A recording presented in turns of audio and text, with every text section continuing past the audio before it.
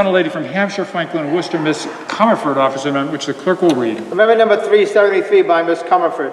State action for public health excellence program for local boards of health. Chair recognizes the gentlelady from Hampshire. Thank you, Mr. President. It's a long district name. I rise in support of this amendment. I want to start by thanking the gentleman from Winchester, the gentleman from the Cape and Islands who spoke beautifully just a moment ago, and the fierce and gentlelady from Arlington who have been deeply involved in this work. I am glad to join as your partner. Amendment number 373 has 21 co-sponsors, Mr. President, and I thank my colleagues who have signed on to support this amendment. I thank the Senate President for her abiding and tenacious prioritization of health care over the last years. And I offer heartfelt thanks to the gentleman from Westport, the Honorable Chair of the Ways and Means Committee, and his stellar team, whose core budget reflected for the second year in a row, Mr. President, an unprecedented $10 million investment in local public health. This amendment seeks to add an additional $3 million and would bring that total to $13 million for local boards of health and health departments. Chair Rodrick has made it clear that the Senate values local public health, and his budget puts those values into numbers. Critical and necessary spending that will reach deeply into our communities to improve the health and security of every single Commonwealth resident. While I rise to speak on amendment number 373 and specifically local public health, I want to say up front that the investment this budget makes in overall public health is stunning. The Senate budget funds the Department of Public Health at $775 million, an increase of nearly $7 million over fiscal year 21. It provides $38 million for early intervention services, including $7.7 million to support recovery from COVID-19 disruptions, to services for infants and toddlers, as well as funds dedicated to equity initiatives. It dedicated $6 million for youth at risk matching grants, $7 million for suicide prevention and intervention, $50.3 million for domestic violence prevention services, $14 million for school-based health programming and services, $30.3 million for HIV/AIDS treatment and prevention, $7.7 million for pediatric palliative care services for terminally ill children and their families. And Mr. President, this is projected to fully cover the expected wait list for the coming year. And finally, on this abbreviated list, it invests $13.7 million for family health services, including sexual and reproductive health counseling, education, and clinical services for low-income adolescents and adults. But right now, back to local public health.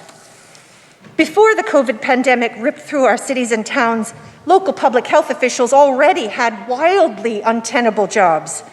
Day after day, they worked on a dizzying array of issues, from housing regulations to restaurant inspections, to environmental protections to fluoridation, from pesticides to public pools, from summer camps to sewage to cemeteries. All of this largely unseen, largely unheralded. Before the pandemic, they led flu vaccination clinics, disease surveillance, and quarantine. And then COVID hit. And on top of all of that critical work, local health officials became the front line of defense, leaping into the fray to interpret ever-changing state guidance, to procure and deliver PPE, to test, to contact trace, to enforce regulations, to meet acute challenges in nursing homes, at schools and in businesses, and then to vaccinate, using every single state and local resource available to them, pulling in scores of volunteers, leveraging the trust and goodwill many of them have spent their careers building, leveraging their profound, local-focused wisdom.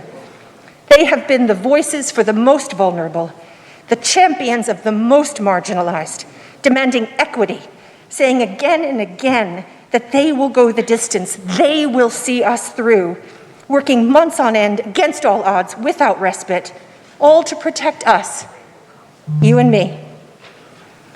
We have 351 local health departments in Massachusetts with varying capacity to respond.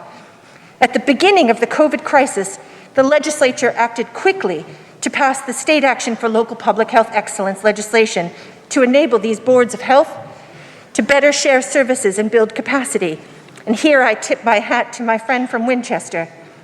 Then last year, with Chair Roderick's leadership, during the FY21 budget cycle, the Senate included $10 million in funding for grants to go directly to local public health departments for the very first time. Thanks to the strong work from the Department of Public Health, these funds are now going to 191 municipalities across 29 collaborations in the Commonwealth. Having a policy idea is one thing, seeing it through with funding is another. The Senate has seen it through, keeping our promise to local public health officials, honoring their sacrifice and their service. Thank you to the Massachusetts Public Health Association for urging us on every step of the way. But Mr. President, our work is not over. And here, let me say how profoundly pleased I am to labor alongside Chair Denise Garlick, Representative Hannah Kane, on an accelerated next step in public health excellence. Massachusetts is one of the only states that does not dedicate state funding to local health departments as a matter of course. We don't yet have common performance standards. We don't yet collect all the data we need to ensure that our work is both counted and accountable. And although the $10 million in FY21 and the $10 million in this fiscal year's budget, and I hope, Mr. President, $3 million in additional investment proposed by this amendment will certainly forge necessary collaborations, we must do more to formalize these relationships over time. Dedicated funding will decrease existing inequities between communities and incentivize more collaboration. Even as the Joint Committee on Public Health, which I am pleased to lead with House Chair Marjorie Decker, considers necessary next steps with all due speed. By supporting this amendment, we take a vital step toward equity, toward public health services that in turn increase community security and reduce healthcare costs down the line, toward the kind of protections and services that only sufficiently resourced local public health officials can provide. I urge my colleagues to vote yes on this amendment, and I ask that when a vote is taken, Mr. President, it is taken by a call of the yeas and the nays. The lady asks when a vote is taken on this matter be taken by a call of the yeas and nays. Those joining with will please rise. More than sufficient having arisen, the yeas and nays will be ordered, or are ordered. Does the gentlelady have further remarks? No, Mr. President, thank you. Chair thanks the gentlelady for her remarks. Anybody else wish to be heard on this matter? Clerk will call the roll.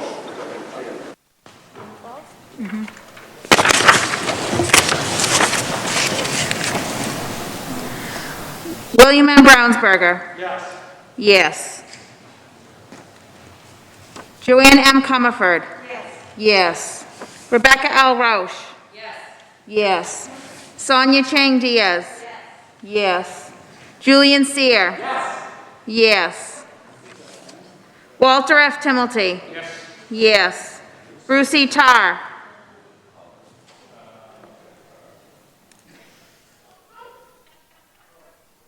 Cindy F. Friedman. Yes. Yes.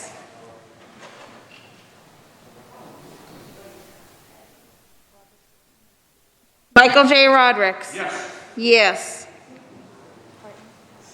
Brendan P. Creighton. Yes. Yes. Bruce E. Tarr. Yes. Yes.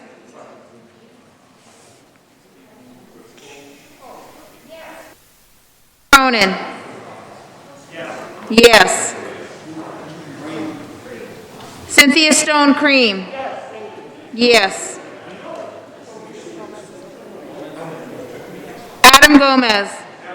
Yes.